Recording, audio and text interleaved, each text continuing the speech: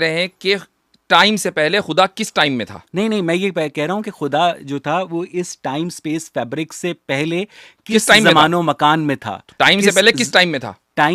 Time और space के fabric. मैं और आप इस वक्त शिकागो के ठीक है। अंदर 2023 में बैठे हैं। ठीक है। अगर यहाँ पर मैं टाइम चेंज कर दूंगा तो आप दोनों में से कोई एक नहीं होगा, स्पेस चेंज कर दूंगा तो कोई नहीं होगा। इसीलिए जो आइंस्टाइन था वो जनरल थ्योरी ऑफ रिलेटिविटी के अंदर टाइम स्पेस फैब्रिक की बात करता है।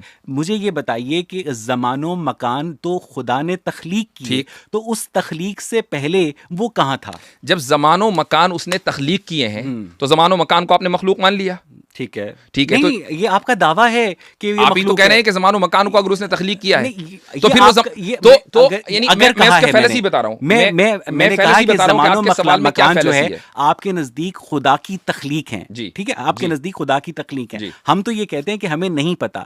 तो वाजदी साहब और अगर तमाम उम्मत मुस्लिमा और तमाम रिलीजियस लोगों के नजदीक ज़मानो मकान खुदा की तख्लीक है, तो उस ज़मानो मकान की तख्लीक से पहले खुदा कहाँ था? इसका जवाब मैं आपको एक मिसाल से देता हूं। हालांकि आपके सवाल के अंदर जो फैलेसी है मैं आपको ऑलरेडी बता चुका हूं। मान लीजिए मैं इस कंप्यूटर का बनाने वाला हूं, तो क्या मैं इस कंप्यूटर के अंदर रहूंगा या बाहर रहूंगा? सर असल में ये जो कंप्यूटर है ना, ये टाइम और स्पेस फैब्रिक के अंदर एग्जिस्ट करता है। लेकिन इसके बावजूद और मैं भी करता हूं, बड़ी मासूम वाली मिसाल नहीं, मैं भी करता हूं। बहुत मासूम मिसाल है सर, ये मासूम लोगों को समझाने के लिए।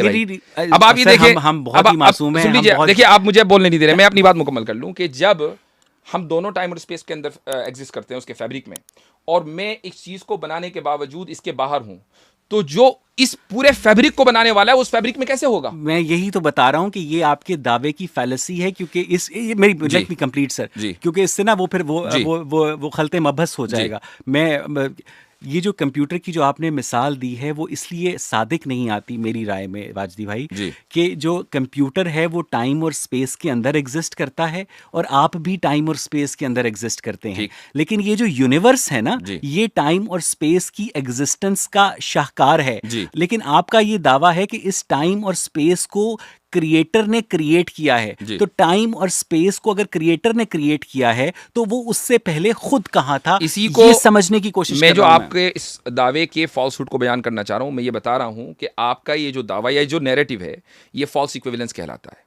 चूंकि आपने क्रिएटर को अपने जैसा समझा कि जैसे आप टाइम और स्पेस की फैब्रिक में है तो क्रिएटर भी किसी ना किसी टाइम स्पेस की फैब्रिक में होगा। यही फॉल्स इक्विवेलेंस है। इसी को अरबी में क़ियासुल गायब अल शाहिद कहा जाता है। इसलिए यही चीज बुनियादी तौर पर गलत है कि जब हमारा हो सकता है मैं यही समझ जाऊं तो मैं बस अपना सारा मुकदमा वापस ले लूं।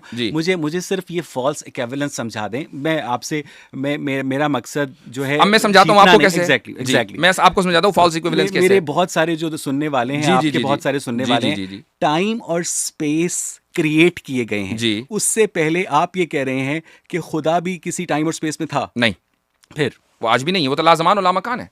यानी वो नहीं है। वो लाज़मान और लामकान खुसूसियात ना होने की होती हैं सर। ये लाज़मान और लामकान है। जी नहीं, ये इसीलिए मैं कह रहा हूं कि जो खुसूसियात ना होने की होती हैं ये मादी चीज के ना होने की खुसूसियात होती हैं। हम खुदा को मादी ही नहीं मानते। अच्छा, वो मादी नहीं है? बिल्कुल नहीं है। अगर वो मादी होता तो वो किसी ना किसी ज़मानो मकान में होता। वो मादे का क्रिएटर है। क्योंकि अगर वो मादी होगा, अब मैं आपको बताता हूं क्यों नहीं है। अगर वो मादी होगा तो उसका भी कोई ना कोई क्रिएटर होगा, और अगर उसका भी वो भी मादी होगा और उसका भी कोई ना कोई क्रिएटर होगा। इसी को आप कहते हैं इन्फिनिट रिग्रेस। तो क्या आप इन्फिनिट रिग्रेस को फैलेसी नहीं मानते? जी बिल्कुल मानते हैं। मुझे ये बताइए।